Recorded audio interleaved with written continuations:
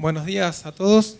Mi nombre es Ignacio Suifet, soy miembro de la Regional Bragado Chivilcoy de APRESID y hoy estoy acá para moderar el taller de cultivos de cobertura en el oeste de Buenos Aires, 5 años de experiencia, que va a estar a cargo de Gustavo Braco.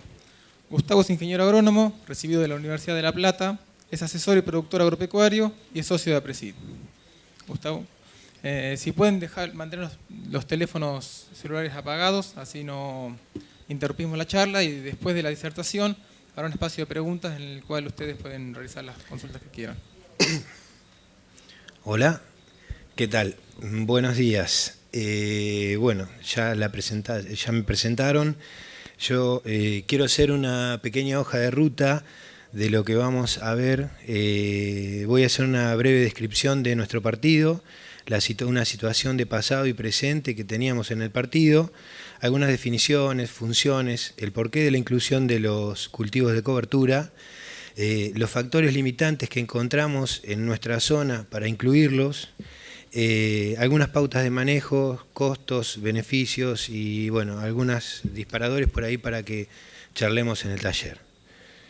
El partido 9 de julio tiene 423.000 hectáreas, de las cuales se cultivan prácticamente el 50%. El otro 50% tiene algo de pasturas cultivadas, unas 35.000 hectáreas, y el resto son pasturas naturales y digamos, asociadas a bajos que tienen fluctuaciones de acuerdo a las condiciones hídricas. Tenemos más o menos un régimen hídrico de 1.200 milímetros, gracias a Dios muy bien distribuidos. Una mirada al pasado y al presente. En la campaña 99-2000 se cultivaban 135.000 hectáreas y había un 66% de inclusión de verdeos de cultivos graminosos. Actualmente la soja con 130.000 hectáreas ha tomado prácticamente toda la superficie que cultivábamos en el 99-2000 y tenemos solo 36% de inclusión de gramíneas. Verdeos de cobertura, por ahí quiero tomar alguna definición de Álvarez y Cianca, gente que ha trabajado mucho, que dice que son aquellos establecidos entre dos cultivos estivales. No le encuentro regulación, tengo miedo que por ahí no se escuche. ¿Se escucha bien? Perdón. Son aquellos establecidos entre dos verdeos estivales y no son pastoreados, incorporados al suelo, ni cosechados, quedando en superficie para aportar de ese modo, a través de su degradación, todas las bondades que aportan al suelo. Alguna definición uruguaya habla de los cultivos de renta, que a veces son las limitantes que a veces uno piensa tener ante la inclusión de esto. Y como dice, yo tomé algunas palabras que siempre dice Beto Quiroga, que son cultivos parche. Digo que ante la falta de rotaciones es un parche que nos permite andar en la bicicleta de los suelos con la rueda inflada, donde muchos andan en llanta. Es una alternativa por ahí para eso. Las bondades de los cultivos de cobertura están, este cuadro es del ingeniero Alessandri. Yo no lo quise modificar, simplemente por ahí la interacción que genera en forma directa está representado en verde, en forma indirecta está representado en naranja, y después se generan distintas interacciones entre los beneficios que produce la inclusión de un cultivo de cobertura en el ambiente donde estemos. Y en el ambiente donde estemos también en cada una... En cada una de estas ventanitas finales va a estar centrado por ahí el beneficio en nuestro ambiente determinado. Yo le incluiría acá, que si bien está, espero que se vea, ahí habla de la biomasa del suelo, le incluiría una ventanita más que es la biota del suelo, la mejora en la biota del suelo que produce. Y en calidad ambiental, por ahí que a veces uno está mirado con cierto sesgo, incluiría la captación de dióxido de carbono. Por un lado, disminución de la emisión de dióxido de carbono por parte del suelo y por otro lado, la captación de dióxido de carbono. Y acá en los beneficios indirectos tenemos la supresión de malezas. En nuestra zona es muy importante la inclusión del cultivo de cobertura, básicamente por un problema que tenemos de rama negra. El porqué de su inclusión. Nosotros de cada 10 hectáreas tenemos 6,4 tomadas por el cultivo de soja y 3,6 hectáreas de gramíneas, dentro de las cuales se incluyen cultivos que van a silo, como cebada que va a silo y maíz que va a silo. El 70% de la superficie en nuestro partido se encuentra arrendada, con lo cual la rotación es esa tartamuda, soja, soja, soja, soja, soja, soja. Entonces, como por ahí a modo de caja de engranaje, la falta de rotaciones nos genera suelos estériles y esa caja sin lubricante nos está afectando sobre todo el engranaje de la sustentabilidad, de la productividad, del ingreso a las comunidades. Factores limitantes, siempre por ahí se nos viene a la cabeza el precio del cultivo de renta. En nuestra zona, por ahí a mi humilde entender, también existen otros factores limitantes, que como si fuera un macroporo del suelo que se va obturando con los gránulos de arena, en nuestro cultivo de cobertura por ahí se obturan por la falta de conciencia de los propietarios, de los propietarios del terreno, la duración de los contratos y el momento de cierre de los contratos. Eso obtura básicamente la realización de los cultivos de cobertura. Manejo, por ahí esta charlita, digamos, esta diapositiva, por ahí voy a ir un poquito rápido.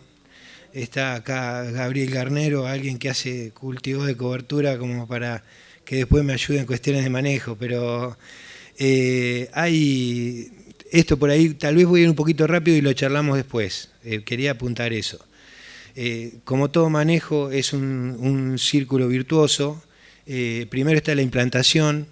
En cuanto a la implantación, la fecha de implantación de un cultivo que va después soportar el invierno por delante, conviene hacerlo cuanto antes, para que de este modo pueda tomar temperaturas de otoñales que son beneficiosas, más nosotros tenemos, gracias a Dios, una buena disponibilidad hídrica en ese momento, como para que el cultivo logre implantarse bien y de ese modo poder tomar tasas de crecimiento más elevadas que las tasas de crecimiento que tenemos durante el invierno. Por eso la fecha de implantación es tan importante y está tan asociada al momento de cierre de los contratos.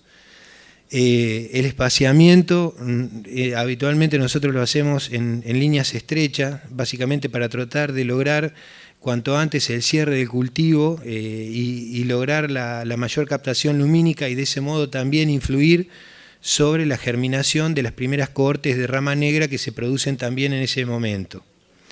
La densidad, esto por ahí es charlable, nosotros apuntamos generalmente a las 200, 220 plantas por metro cuadrado, tratando de que estén bien distribuidas. También podemos hablar si es gramíneas o leguminosas o asociaciones de ambas. En general siempre se buscan cultivos de ciclo corto para poder acumular la mayor cantidad de materia seca al momento de secado. Fertilización, como siempre, tener en cuenta la disponibilidad de nutrientes. Podemos recurrir a la fertilización biológica, para mí es una práctica bastante interesante porque en el caso de Azospirillum, que aumenta la longitud radicular, eso también me va a dar un mayor grado de exploración de suelo y también esa longitud radicular que después se pudre, hablando mal y pronto, nos va a dejar un macroporo para la futura infiltración. En cuanto a la fósforo azufrada, nosotros tenemos suelos digamos, si bien los suelos pristinos tenían 22, 20 partes por millón de fósforo, hoy es habitual pararnos en suelos que están entre 3 partes y media y 6 partes por millón de fósforo, y si estamos en uno que tiene 9 partes por millón de fósforo, hace cuenta que estamos parados, no en pergamino, pero en una muy buena disponibilidad de nutrientes. Por eso la fósforo azufrada, directamente la incluimos en el verdeo de cobertura, haciéndolo a modo de puente para el cultivo de estival. Usamos el puente ese. En cuanto a la fertilización nitrogenada, también los podemos charlar después. Yo soy partidario de hacerla, básicamente porque, para que tengan una idea, cuando nosotros implantamos un trigo y uno hace un análisis de suelo, tomando también el nitrógeno mineralizable, por recomendación estamos entre los 180 y 200 kilos de urea para lograr entre 4.500 y 5.000 kilos de trigo. Eso nos está diciendo que también de nitrógeno nuestros suelos generalmente son pobres. Por eso una de las ventajas que tienen los cultivos de cobertura es el ciclado de nutrientes. En el caso del nitrógeno yo también prefiero al menos un 50 kilos de urea en el caso de los cultivos graminosos, incluirlos dentro de la práctica. Herbicidas, respecto a herbicidas, por ahí nos permiten usar residuales de bajo costo, como un mesulfurón en el caso de una gramínea. Si bien esto es dependiente, ¿no?, del momento del tipo de año en el que nos encontremos. Si nos encontramos ante un año que viene sin llover en marzo o con poca lluvia, probablemente al momento de la implantación del cultivo tengamos poca emergencia de rama negra y solo podemos recurrir a controlarla con un mesulfurón más 2,4-D. Habitualmente no suprimimos el glifosato en ese momento porque habitualmente nosotros tenemos en general otoños más húmedos, que al momento de implantar el cultivo tenemos siempre presencia de otras malezas y lo que hacemos es controlarlas con ese glifosato, lo que está emergido, y poner el residual en un momento que también se permite incorporar. También esa incorporación nos permite la metabolización de ese residual y la disminución de su fitotoxicidad posible en el cultivo posterior. El momento de secado, esto lo traté de hacer más largo al círculo para que parezca una cuchilla, porque acá son variables los momentos, acá es donde hay que ponerle un poquito más de cintura. Siempre uno trata de buscar unos 3.500 kilos de materia seca, que es más o menos una altura así, para decirle de cuánto es más o menos 3.500 kilos de materia seca de avena o de centeno, como masa crítica. Tenemos que tener en cuenta el pronóstico niño-niña a largo plazo, a ver cómo va a ser para que el cultivo de cobertura tampoco termine disminuyendo la disponibilidad hídrica. La finalidad, por ahí si nos vamos un poco más al oeste, hacia el lado de Pehuajó, se prefiere secarlo un poco más tarde y recurrir a centenos secados un poco más tarde para que el resto del cultivo de cobertura por ahí quede algo al momento de la cosecha de la soja, del cultivo estival. Nosotros secando por ahí, y eso es una fecha de secado del 1 de octubre. Por ahí nosotros, o 10 de octubre, nosotros tratamos de secar ahí el 10 de septiembre y por ahí el cultivo no nos llega al finalizar el ciclo de la soja, al momento de la cosecha de la soja. Se nos desaparece del suelo básicamente por la descomposición. Bueno, también depende del tipo de cultivo implantado y el tipo de cultivo a implantar. Lo charlamos después por ahí a esto. Bien, costos aproximados, una mirada a corto plazo. Lo puse así porque también el cultivo de cobertura tiene que ser tomado como uno más dentro del sistema de estos cultivos.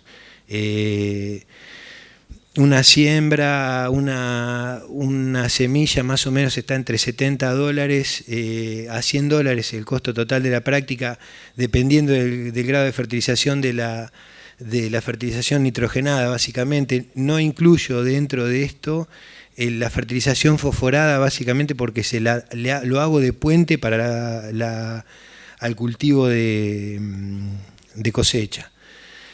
Un diferencial de herbicidas, de ahorro de herbicidas, y nosotros tendríamos que tener un barbecho limpio durante todo ese lapso que nos está cubriendo el cultivo de cobertura. Más o menos tenemos entre 12 y 15 dólares porque tengo que usar un residual caro al principio y otro residual o preemergente al final de ese barbecho limpio. En el caso del cultivo de cobertura, me estoy ahorrando esos dos residuales caros, básicamente. Más o menos lo destinado a una soja a 225 dólares comercializada el 9 de julio, la práctica es más o menos 300 a 500 kilos de soja o 700 a 1200 kilos de maíz. Beneficios económicos de la práctica, por ahí esto... Yo trato de tomar a veces los trabajos de Sergio Rillo, que Sergio hace 10 años que está trabajando sobre cultivo de cobertura. Hay trabajos publicados de 5, algún inédito de 7, y él está ahora procesando datos de 10 años de cultivo de cobertura. Y partiendo de un suelo sano, esto era un suelo que estaba sometido a rotación ganadera, hace 10 años atrás, no estamos hablando de partir de un suelo muy deteriorado. Tenemos más o menos entre 300 a 800 kilos de soja de diferencia o entre 300 a 1000 kilos de maíz. Ahora, todos esos beneficios, ¿qué valor le ponemos a todos esos beneficios? Es una pregunta bastante pesada. Yo puedo ir a una agronomía y preguntar cuánto vale un glifosato, tengo la respuesta y lo cargo en el Excel. Puedo ir a recuperar un poco de la fertilidad química y voy a preguntar cuánto vale un kilo de fósforo, tengo una respuesta y lo cargo en el Excel, pero como dice Beto Quiroga, un 10% de porosidad, ¿cuánto vale? ¿Cuánto vale un 25 milímetros, 30 milímetros de agua infiltrada en una lluvia? No tiene precio. Puede tener precio 1 milímetro de agua de riego, pero 1 milímetro de agua dulce de lluvia, infiltrada. Por eso también a veces no es un beneficio a corto plazo. Una mirada actual, esto es por ahí como para que también interactuemos después. Esto lo voy a sacar un poquito del tema, pero esto es entrando a 9 de julio, acá está la vía actual en funcionamiento, la vía del tren de la soja, y ahí arriba es la foto de un puente de vía muerta. Por ahí pasaron las rotaciones, pasó el maíz, el trigo, soja, no solo con las ventajas que nos dejaba sobre el suelo, tener rotaciones, sino el desborde que hace hacia la comunidad eso. Este no es un tren, es el único tren que enganché, pero no tiene más el furgón de cola. Yo quise representar el tren de la soja que no tiene más el furgón de cola para ir repartiendo. Y así nos deja las vías el tren de la soja. Así nos deja el suelo el tren de la soja en nuestra zona. La municipalidad, por donde pasó la productividad, hizo con muy buen tino el paseo de la trocha. Recuperamos parte de las cosas. Obviamente que es mejor tener un verdeo de cobertura o el paseo y no tener todo un sotobosque de acacio negro o la casilla del cambista tomada. La situación va cambiando. Allá el 9 de julio, gracias a Dios, están volviendo las vacas. Uno a veces por ahí no quiere con esto plantear de hacer una extracción suprema de un verdeo de cobertura, pero también podemos pensar en hacer algo intermedio, no que nos vayan a pedir por favor que le abramos la parcela, pero no someter a ese tipo de situación. Eso no son tacurúes, son las bostas de las vacas. Y si tienen un poquito más de fibra, allá en el bajo tienen un poquito más. O este tipo de situación que también nos encontramos, de pastoreo diferenciado, o este tipo de extracciones, o este tipo de sobrepastoreos de rastrojo de maíz. alambre por medio, está este rastrojo de maíz que nos deja esa cobertura, y ahora no está mal la cobertura. ¿A dónde está la cobertura? Ahí está la cobertura que teníamos antes del rastrojo de maíz. Yo lo que a veces me pregunto, si el 9 de julio por ahí no nos están sacando suelo, no nos están sacando humo los suelos. Nada más, muchas gracias.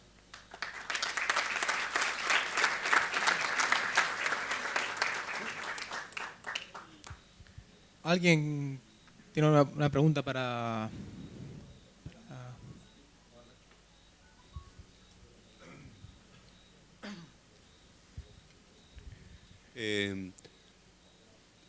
¿Qué forma de implantación utilizan?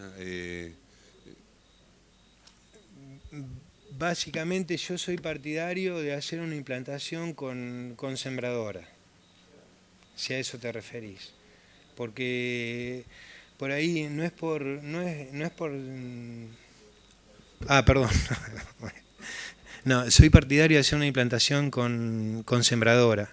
Básicamente porque una implantación al voleo tiene sus ventajas, que a veces aumentamos, estamos entrando con una fecha anterior, pero a veces una implantación al voleo, dependiendo de qué tipo de voleo se trate, te puede generar una distribución desuniforme en el nacimiento, y tenés sectores que por ahí tienen 20 o 30 plantas por metro cuadrado y sectores que tenés 300 plantas por metro cuadrado. Entonces no lográs una de las ventajas básicas que tiene el cultivo de cobertura, dentro de las tantas que tiene, que es la intersección lumínica, y evita la germinación de, por ejemplo, una rama negra. Y por otro lado, lograr una buena cobertura al final, en nuestra zona también, nos permite competir contra una maleza como digitaria, por ejemplo. Evita la germinación. Una pregunta. Usted habló de hacer biofertilización. Sí. ¿Notaron en la instalación de estos biofertilizantes, estas bacterias, concretamente Azospirillum, coayuda al beneficio para que después, en el caso de que se haga maíz, si bien dijo que todo es soja, pero también que es un estival, si coayuda la instalación y la permanencia, el trabajo de este biofertilizante, de esta bacteria? ¿Usted se refiere a si esos Azospirillum después invaden el cultivo de maíz? No sabría decirle, la verdad que no sé. Sí que el Azospirillum aumenta la longitud radicular. Hoy eso se puede determinar con métodos de escáner. En el 2000-2001 Luisito Ventimiglia contaba por cuadrículas para determinar el largo de las raíces a partir de la irrupción del Azospirillum. Sí. De hecho, ayer Beto dijo que era en un metro cuadrado de suelo había entre 10 y 15 kilómetros de raíces de un cultivo. Acá. Ahí cuando mostraste los cuartos esos referidos al manejo, si no leí mal, me parece que vi en el último que hablaba de la disminución de nemátodes. Sí. ¿Qué me puedes contar de eso? Porque yo estoy en el centro de Córdoba y estamos haciendo cultivo de cobertura, y ese era un punto que no habíamos tenido en cuenta como para sumarlo a otra ventaja. Sí, vos no lo había escuchado. No, está bien, eso es la desventaja de tomar un cuadro de alguien, pero no tengo conocimiento. ¿Y de quién es eso para tratar de averiguar? De Esteban Alessandri. Es un trabajo de Forratec.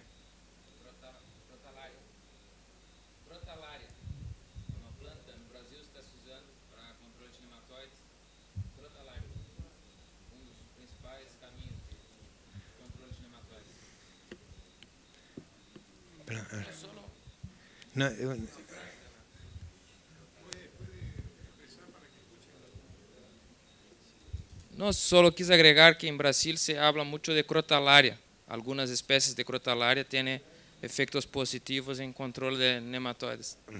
No soy especialista, no tengo problema, pero sé que se habla mucho en crotalaria para esto. Sí, sí, yo probablemente es un puntito que me lo dejé de lado, pero...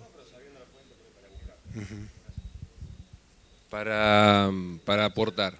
Muy buena la exposición y hay que sumar gente.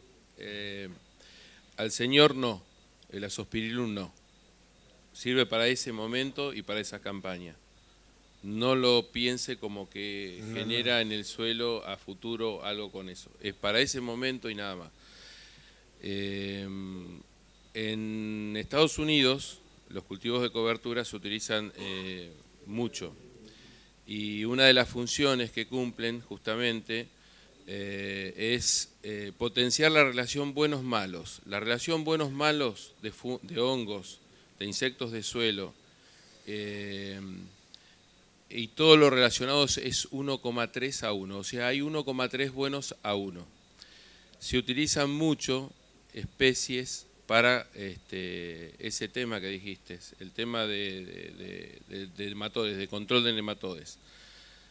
Hay una página norteamericana que se llama, tienen que dispararla como Cover Crops Soil Health, y donde ustedes ponen la palabra nematodes y directamente le da los trabajos relacionados con esa función. Ahí pueden encontrar bastante información. Yo en este momento la memoria no me da para acordarlo, pero sí, eso es una técnica que se utiliza para eso. Sí. Y crotalaria lo vi en un programa brasilero, es una planta alta de flores amarillas, ¿no es cierto? Y se utiliza con ese fin también. Brasil tiene mucha más actividad en la parte de control de insectos, en la parte biológica que nosotros. Ellos usan mucho la parte biológica. Sí, básicamente yo lo que quiero resaltar es el incremento de la biota del suelo. Es como traerlo a Sergio Rillo acá al lado que diga, y lo que hace el cultivo de cobertura en la biota del suelo y poniéndole ganas, pero la importancia que tiene el cultivo de cobertura en eso, en volverle a dar microbiología al suelo, que en el caso nuestro no tenemos un método de análisis de la biota hoy. Se cree que dentro de 2 o 3 años va a haber uno ya para determinar la riqueza microbiológica del suelo, pero sí, perdón. Con respecto a la compactación del suelo, con el monocultivo de soja, se está usando el cultivo de cobertura como para resolver ese problema. Que tengo entendido que Sergio Rillo tiene ensayos ahí en la zona de Inchausti. Creo que ensayos de 10 años de monocultivo de soja versus intercalar cultivo de cobertura. ¿Tenés algo para agregar? Sí, yo en eso a veces por ahí recurro al más que a decir tantos kilogramos por centímetro cuadrado, es cuando uno va a muestrear un suelo que viene de varios años de soja a soja, y para poder sacar muestras de suelo a veces se tiene que parar en el costado de la camioneta y pararse arriba del pie del calador y no entra. Y cuando vos venís de 5 o 7 años de cultivo de cobertura, el calador fluye. Lo que también por ahí yo lo que quiero plantear es que es como todo sistema. Ayer en la charla de Beto Quiroga, Beto puso unas luces amarillas también, básicamente de decir, o Gabriel fue que puso Gabriel, perdón, le robé el trabajo a Gabriel, ya se me fue, pero puso unas luces amarillas de que tampoco es la solución. Él decía centenos OGRR, centenos OGRR, centenos OGRR. Tampoco es la solución, ¿no? Hola, buenos días. Sí, Cuando empezaste la disertación dijiste que los cultivos de cobertura no son para pastorear. Y sobre el final de la disertación dijiste la situación va cambiando. Sí. ¿Estamos? Sí. ¿Has pastoreado algún barbecho de cobertura, algún cultivo de cobertura? ¿Has medido las raciones que has sacado? ¿Has medido el impacto de la ganadería sobre eso? No como un trabajo científico que vos digas, te voy a presentar eso. Por ahí sí he medido tasas de crecimiento, pero no sé si vienen al caso.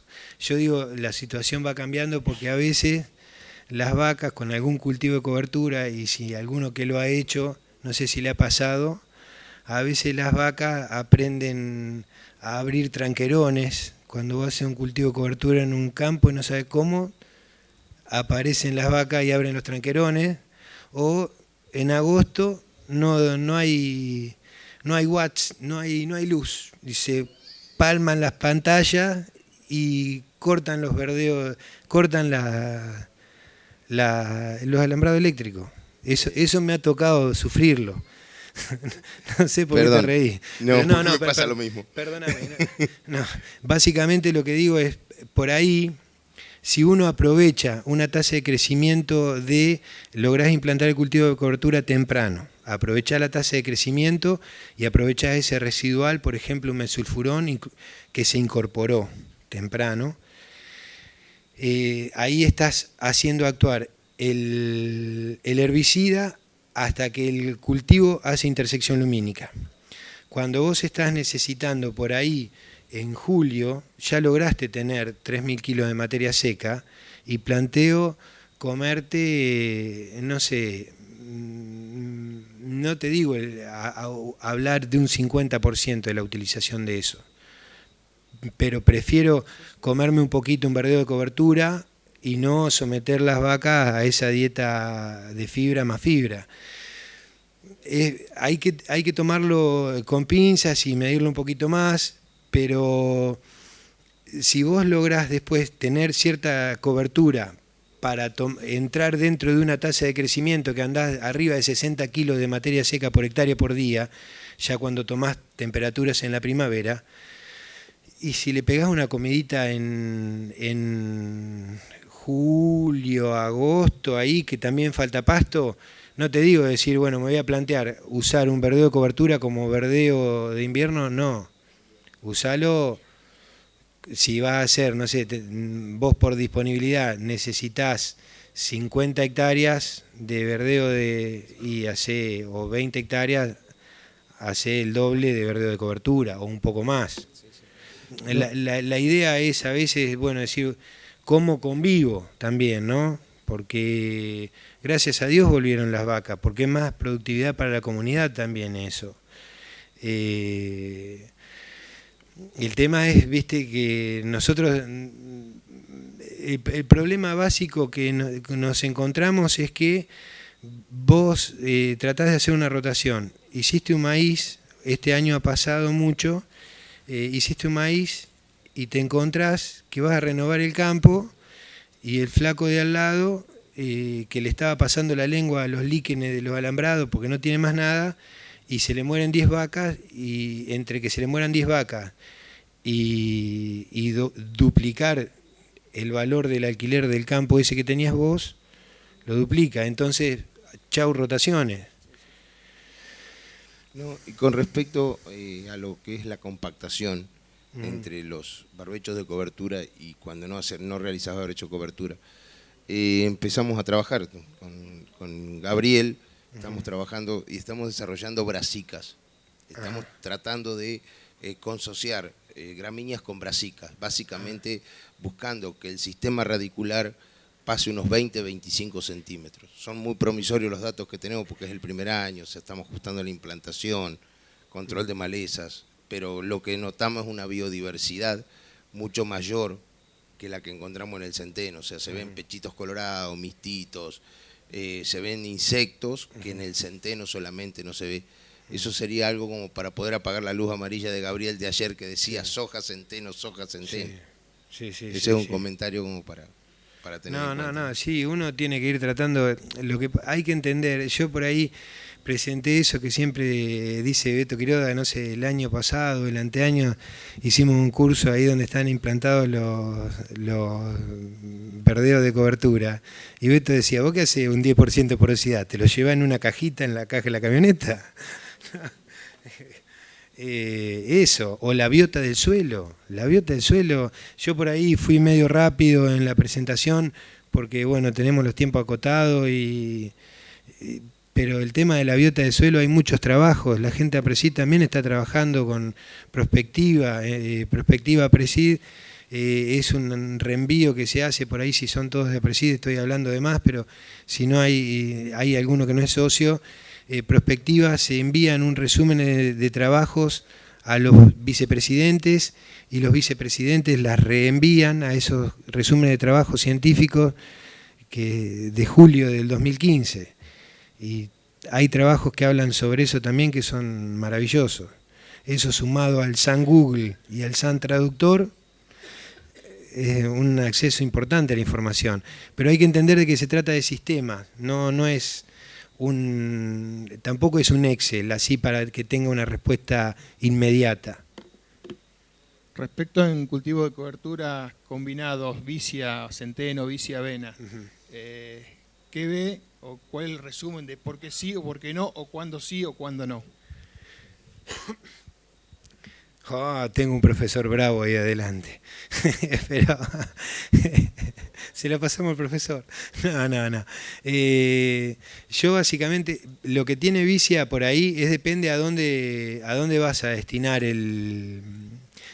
a qué cultivo vas a ir después. Por ahí Sergio Rillo en 9 de julio tiene trabajos que han aportado entre 300 y 500 kilos de diferencia entre un maíz sin vicia y con vicia. Por ahí visto desde ese punto de vista es poquito la diferencia que vos decís. Por ahí, Gabriel, ustedes ayer presentaron mayores diferencias con la inclusión de vicia. Sí. Pero también depende si vas a un maíz temprano, en el caso nuestro con una vicia, si querés hacer un maíz en fecha, tenés que sembrar más o menos el 1 de octubre, por ahí, o el 25 de septiembre. Para lo cual la tenés que estar secando a principios de septiembre.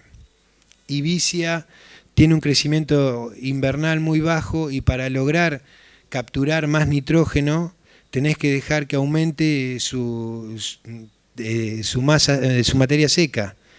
Y para eso tiene que agarrar temperaturas, con lo cual tenés que demorar la fecha de secado. Puede ser una alternativa muy interesante para la siembra de maíces de segunda fecha.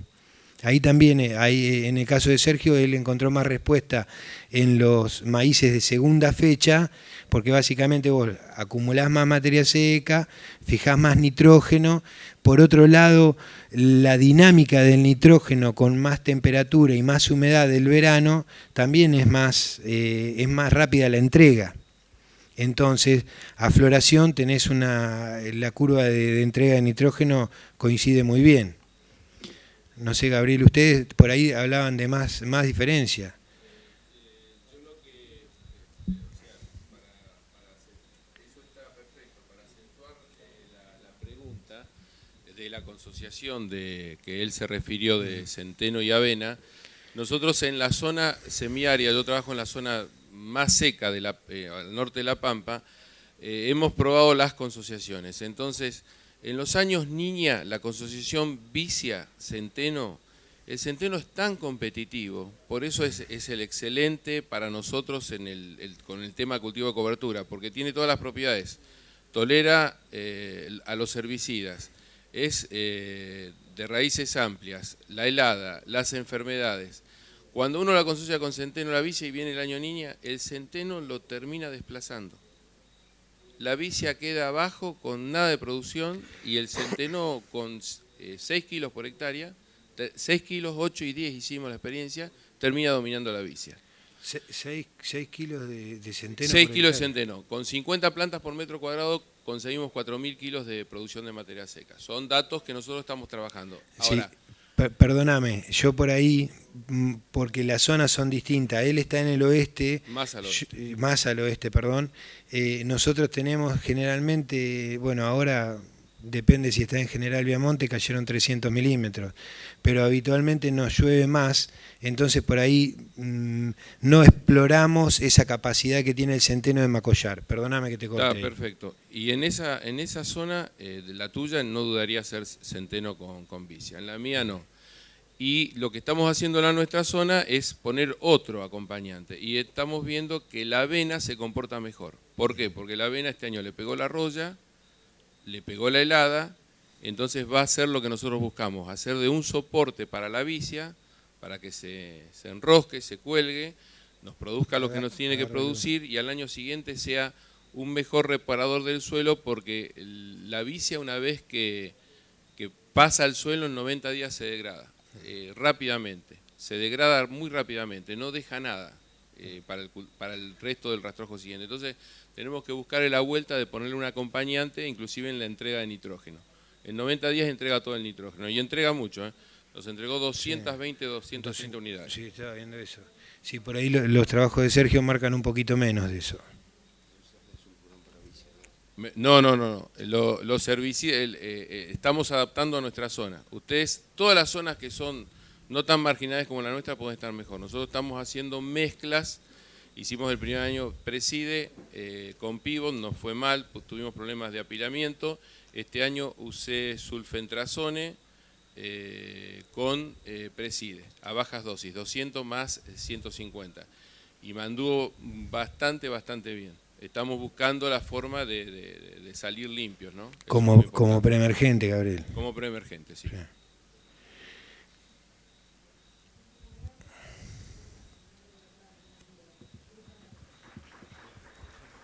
Sí, en el cuadro decía la vicia villosa. ¿Por qué la villosa y no la sativa? Básicamente porque Villosa tiene un crecimiento al principio más sobre el suelo, no es tan erecta. Entonces tiende a cubrir más el suelo. ¿Alguna pregunta más? Quería hacer una consulta de tema de vicia con el tema de nitrógeno. Hace muchos años yo había leído de los cultivos de cobertura con el efecto de entrega de nitrógeno a la vicia. ¿Cuánto es por fijación y cuánto es por un efecto de extramineralización, con un efecto primer, como puede hacer la soja, que lo que te induce es a la mineralización de la materia orgánica nativa? Si eso, ¿se entiende la pregunta? No, perdón. Vos podés tener un efecto neto que tengas fijación de nitrógeno y que te dé un plus por haber fijado nitrógeno en el suelo por propia fijación. Por la fijación biológica. Exacto. Sí. O podés tener un efecto de entrega de nitrógeno por la relación carbono-nitrógeno que tiene la vicia, sí, que te haga un efecto primer sobre la materia orgánica del suelo y te hace extracción o liberación de la materia orgánica nativa del suelo. Qué bondadoso. La soja hace eso, por eso. Qué bondadoso fue Dios en traerme a Gabriel acá. Yo te voy a decir lo que nosotros vimos. Entiendo la pregunta. Puntualmente, como la estás planteando, no te la puedo responder. Sí sé que el 90% del nitrógeno que aporta la vicia lo aporta a través de la parte foliar, es el 90% de la planta. Las raíces no intervienen en nada, es el 10%. O sea, en la transformación esa y en la entrega que hay de transformación a pasar a nitrógeno disponible a nitratos, el 90% se produce en 90 días y proviene de la parte aérea. Ese es conceptualmente el proceso que se produce en la vicia. ¿Sí?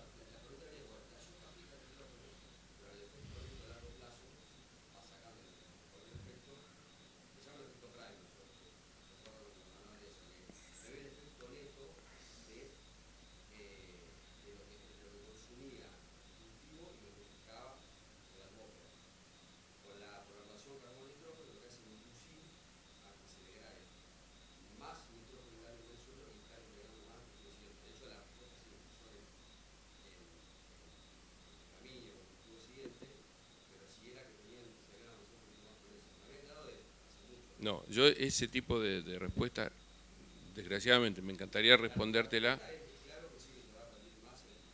no te la puedo dar.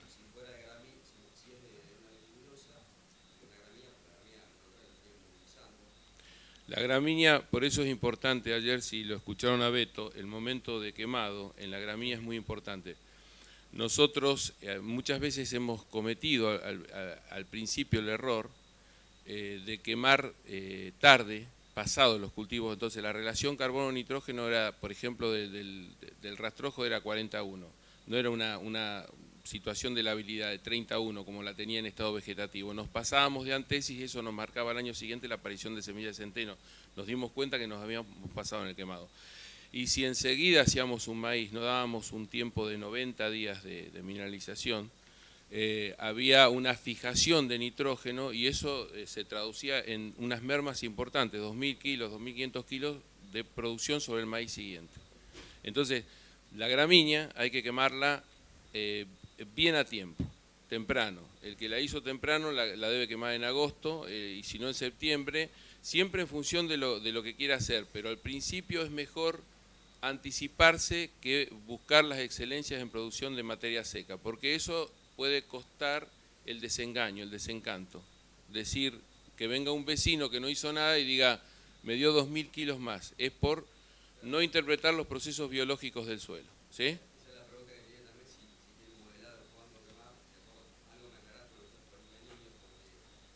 No, perdóname, soy medio sordo, aparte. No, perdóname. No.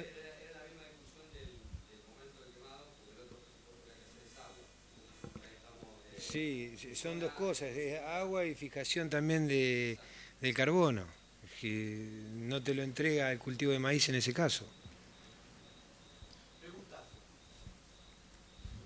Va un poco a lo que decían recién. Si uno pensara el cultivo, una gramínea de cobertura, habría que interpretar eso si la idea es salir a un maíz tardío o a una soja. En el caso de la soja uno podría permitirse acumular algo más de materia seca porque no habría tanto problema, y si vas a un maíz tardío, bueno, siempre teniendo en cuenta el agua, pero jugar con que la gramínea no se pase mucho, por eso de la relación carbono-nitrógeno. Exacto. Pero también tiene que ver a veces, si vos vas a soja, por ahí nosotros el 9 de julio, vos secás una avena el 10 de septiembre y el 15 de febrero difícilmente vas a encontrar algo de resto de cultivo de cobertura sobre el suelo. Se la traga cuando no tiene algo de lignina. También pasa eso. Por eso a veces el centeno calza un poco más allá. El centeno el 10 de septiembre lo estás secando en espiga embuchada, y si querés vos secar una avena en embuchada tenés que estar hablando del 10 de octubre. Y por ahí en nuestra zona a veces las siembras tratan de lo que es soja de primera empezar a partir del 15 de octubre, en esos días.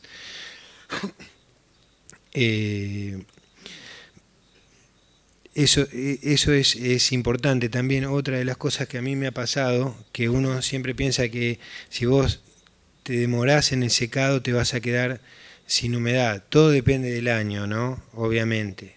Pero me ha pasado es que a veces vos decís, bueno, arranco mis siembras en el lote donde no tengo cultivo de cobertura, porque tengo humedad, y el cultivo de cobertura lo sequé hace poquito. Cuando se recarga de humedades, a veces que una vez recargada la humedad vos arrancás sembrando bien en el lugar donde no había cultivo de cobertura. En determinados momentos se seca los 3 centímetros, 4 centímetros donde vos querés poner la semilla, o querés ponerla a 2, 3 centímetros, pero bueno, por lo menos que esté tomando humedad.